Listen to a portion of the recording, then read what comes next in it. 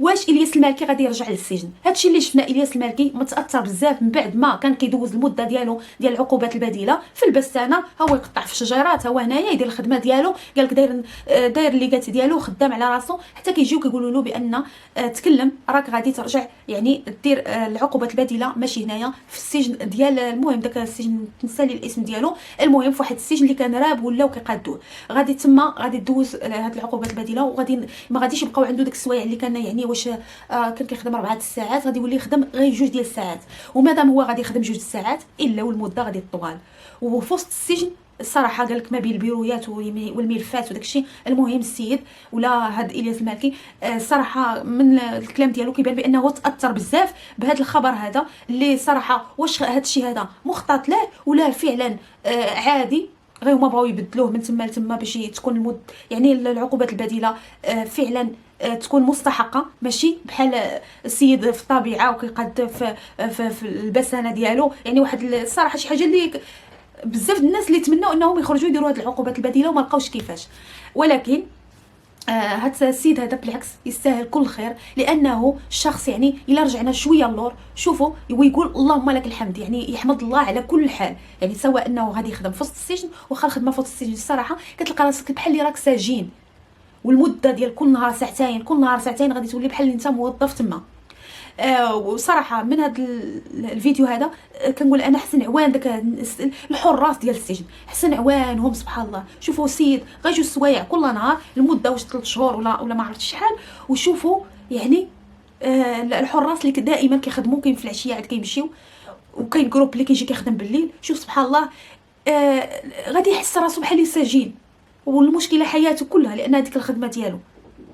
كتحتم عليه، يعني سبحان الله كيتحتم على شي انسان الظروف انه يعيش سجين وواخا هو ما داير حتى شي حاجه، ويشوف العيشه السجناء سبحان الله. المهم هادشي الصراحه اثر فيا شويه، ولكن كيف ما قلت لكم الياس المالكي الا رجعنا شويه اللور غادي يحمد الله وغادي يقول الحمد لله. تخيلوا معايا بعد ما كان 56 شكايه في الحق ديالو، بزاف الناس قالك من جميع انحاء المغرب كيجيو كيحطوا عليه شكايه، صافي رشقات ليهم غادي يجيو يحطوا على السيد شكايه. بزاف الناس اللي بغاو يدخلوه يعني للسجن بغاو يدوز مده طويله بحال هي مسطار ولا اكثر، ولكن الحمد لله وقفوا معاه ناس هو كيدوز في العقوبات البديله احسن. كيف ما كان الحال دوز واحد الساعتين وغادي تجي للدار غادي دير ستريم ديالك عادي كأن شيئا لم يكن، والانسان يحاول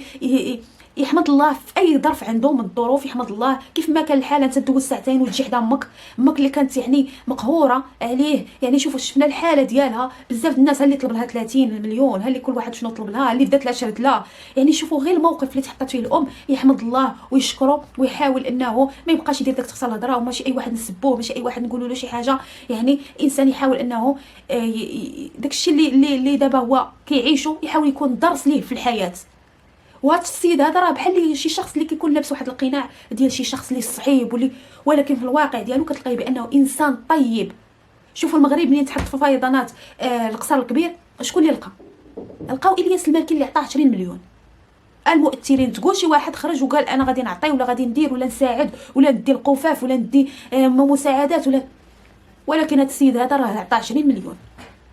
لهاد الناس هادو. واحد الجمعيه عطاها 15 مليون بشهاده ديال الجيران ديالو اللي قال لك المراه كتكون حامله يعطيها،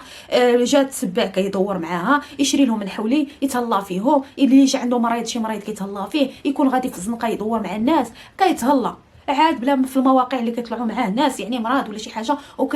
كيتهلا فيهم. يعني راه بزاف المؤثرين اللي ما دايرينش بحال هكا، ولكن هذا الشخص هذا فعلا كيستحق ان احنا نوقفوا مع ولد بلادنا. هذا السيد هذا فعلا انسان طيب، وداكشي يعني كاين اللي كيكون سبحان الله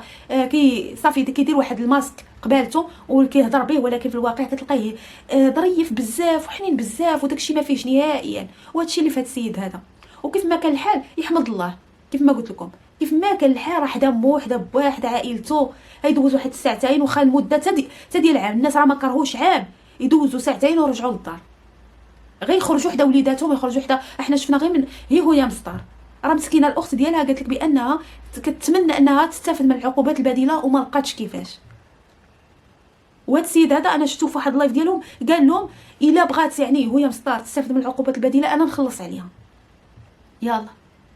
شفنا بزاف ديال المواقف اللي كيوقف مع الناس، فعلا كيستاهل ان الناس يوقفوا معاه، الناس يساندوه، يحاولوا انهم المهم بالنسبه ما عندهمش زعما شي حاجه ما يديروا له، ولكن في الاخير كيبقاو ولد بلادنا كثرت الانتقادات وكثرت ان احنا نشوفوا بنادم يعني طاح في شي حاجه نوضوا نتكلموا عليه وعلاش دار وعلاش فعل وخاصو وحاح فيه وما نعرف شنو وها هو غادي يرجع. والمشكله ان احنا ما عرفناش واش فعلا يعني هذا الرجوع ديالو، هاد العقوبات اللي كان هو غادي في العقوبات البديله ديالو غادي ما بقى له والو، فجاه كيقلبوها له السجن ديال العارف. انا تفكرت السجن العارف، يعني هاد السجن هذا اللي غادي يخدم وسط منه. المهم واش هادشي مازال ما الصراحه مازال ما عرفتش التحفه، لان التحفه هو اللي كيجيب الاخبار، هو اللي كيجيب الاخبار على بزاف ديال الناس وكيجيب الاخبار الصحيحه تقريبا. واش صحيحه المهم في الاخير كتلقاي ان شفنا بان تحفه من بعد ما قال لك بان الياس المالكي غادي يخرج وغادي يمشي عنده للدار، وراه خرج ومشى عنده للدار وشفنا داروا لايف بجوج بهم من وسط دار الياس المالكي. ولكن هادشي واش مخطط له ولا شي حاجه ولا، لان القانون سبحان الله ديما كيكون صارم وكيكون يعني ما غاديش لا غير حيت نتايا مشهور ولا غادي نوقف معاك، لا يعني هو كيكون ضابط الامور ديالو، يعني ما عندوش بحال الياس المالكي بحال فلان بحال فرتان صافي، ما عندوش فرق ما بينك وما بين واحد اخر. اما بالنسبه كما قلت لكم في الاول وفي الاخير يبقى الشخص هذا يحمد الله ويقول الحمد لله ان الناس بزاف اللي بغاو يوصلوا لهذه المرحله هذه انهم يخرجوا ويستافدوا من العقوبات البديله، لان كاين اللي دخل مظلوم، كاين اللي ما دار حتى شي حاجه، او كاين اللي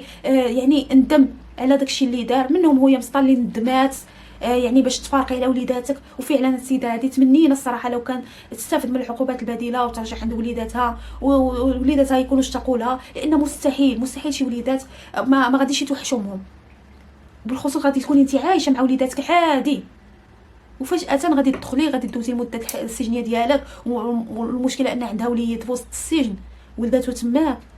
وهذا الوليدات في الخيريه وما يكونوا عايشين بخير، ولكن في الحاله النفسيه كيكون الانسان محتاج لامه ومحتاج لا هي محتاجه لوليداتها لا هما محتاجين لامهم. هذا ما كان. تهلاو في راسكم وكنتمناو تعطيو لي الاراء ديالكم في التعاليق. بسلام عليكم، ميعادنا الفيديو الجاي. تهلاو في راسكم.